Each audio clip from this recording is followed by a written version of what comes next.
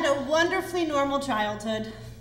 All the world was available to me, and I passively walked through my young life thinking that all my dreams would come true, mainly because I didn't have any proof that they wouldn't.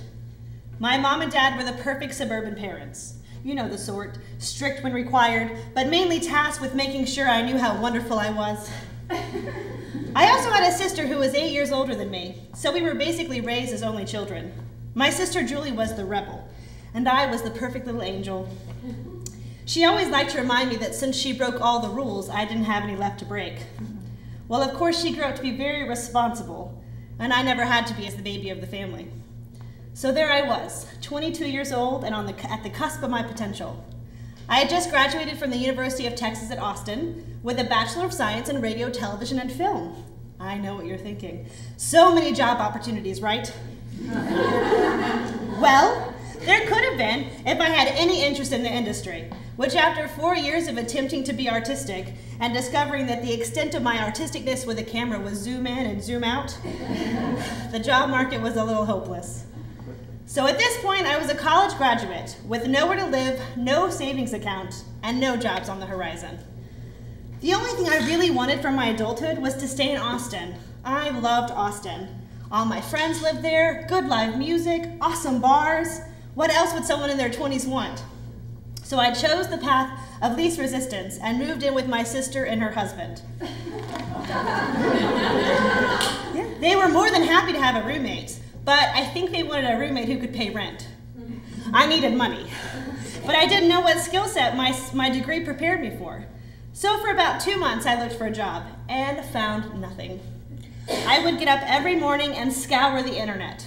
After I looked and submitted my resume to a couple hundred jobs, I would take to the streets. Mainly, I would just drive around and feel sorry for myself. After the first month of not finding anything, I started drinking in the early afternoon. My sister had these Godiva liqueurs in her fridge. I know what you're thinking, but no, I didn't have a drinking problem. My sister just never had any chocolate in her house, and the no-job depression called for some type of sweet sorrow drowning. After dwelling in my depression and finishing all the Godiva liqueurs, my sister sat me down and we had a come to Jesus meeting.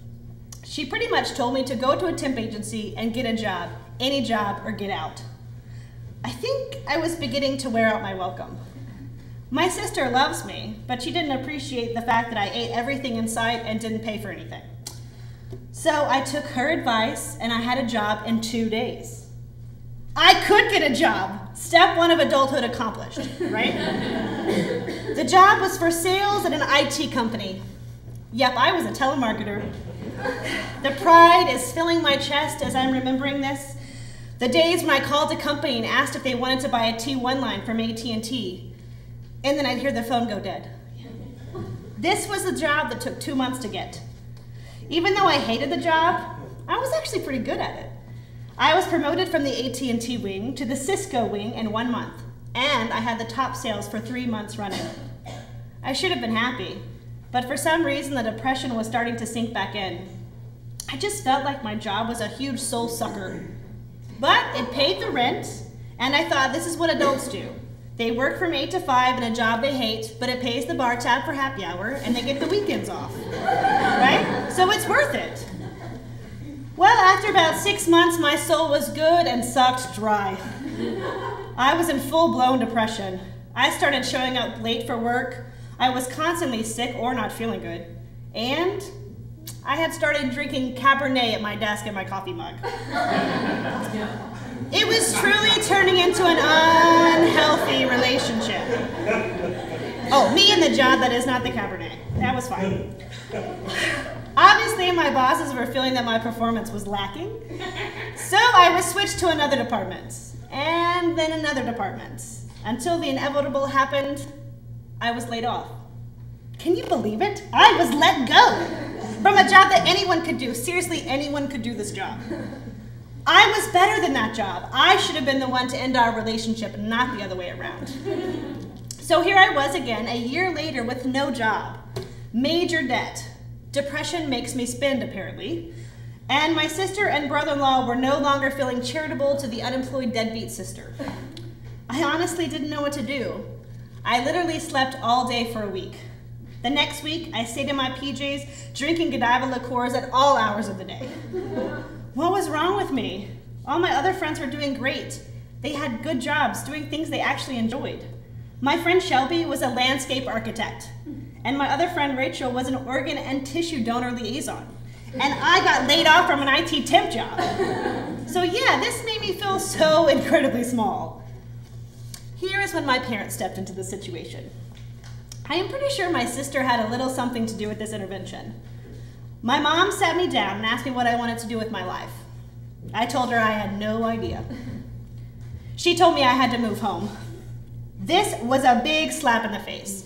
Me move back in with my parents, as if having to live with my sister and brother-in-law was not an ego blow. This would be devastating. I remember taking a drive in my car and listening to the radio. I was jamming out, singing at the top of my lungs, and suddenly something just clicked.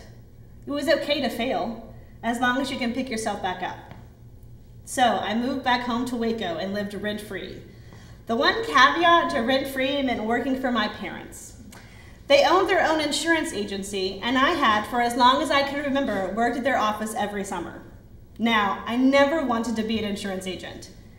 Actually, I grew up thinking I would be anything but an insurance agent. But sometimes we don't get to do what we want to do. Sometimes we do what we have to do. That is the Shivers family motto, by the way. I heard that statement my whole life. Okay, so at the office, I started off by doing lots of filing. This was so much fun. Filing was fun. But then they began to explain what each insurance policy was to me and why people needed these policies. Insurance is a lot like the law, and I always had this dream of maybe being a lawyer, so I loved all the legal jargon. I am just a big nerd like that. That is when the insurance business clicked for me. We were helping people. I would be providing a service that, if it worked properly, would actually better the lives of others. So I went to a 3-day course, I passed a test, and bam, I'm a bona fide insurance agent. I finally had something that got me excited and that could pay my bills. Also, my relationship with my parents grew so strong. They became my colleagues, and we developed this friendship where we were equals on a certain level.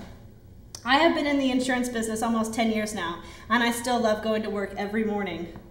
Without my parents and the fresh start they afforded me, I am not sure what I would be doing right now. But I do know that I wouldn't own my own house, have a car paid off, and most importantly, have pure joy in what I do every day. So sometimes in life we fall down, and we are lost. But if you have the right support system in place, your dreams will come true, even if it's a dream you never knew you had.